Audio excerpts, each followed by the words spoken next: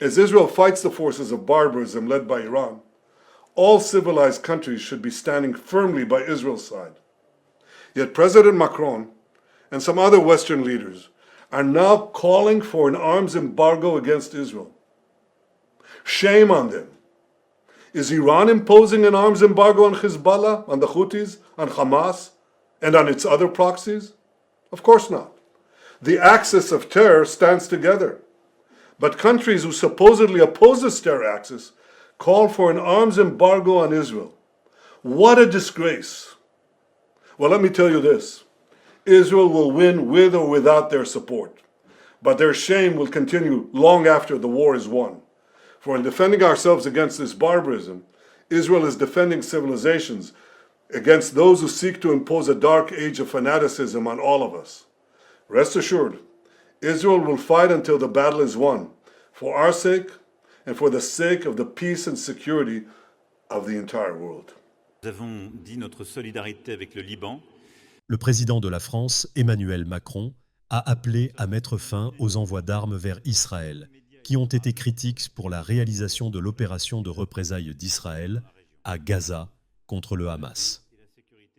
Je pense qu'aujourd'hui, la priorité est de revenir à une solution politique et d'arrêter l'envoi d'armes pour la guerre à Gaza, a déclaré Macron. La France n'envoie pas d'armes, a-t-il ajouté. Il est noté que la France n'est pas un grand fournisseur d'armes pour Israël et que l'année dernière, les envois d'équipements militaires ont atteint jusqu'à 33 millions de dollars, selon le rapport annuel sur les exportations d'armes du ministère français de la Défense. Pendant ce temps, les États-Unis avaient envoyé des armes à Israël l'année dernière d'une valeur de 3 milliards de dollars, écrit Radio Free Europe. En septembre, la Grande-Bretagne a annoncé la suspension des exportations d'armes vers Israël, invoquant des risques réels que ces armes puissent être utilisées en violation grave du droit international humanitaire.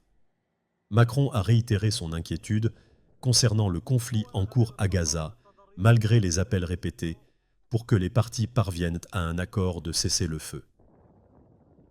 Je pense que nous ne sommes pas entendus.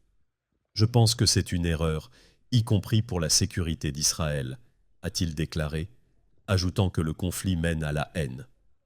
Il a également parlé de l'escalade de la violence entre Israël et le Hezbollah, la qualifiant de priorité. Le Liban ne peut pas devenir la nouvelle Gaza, a déclaré le leader français.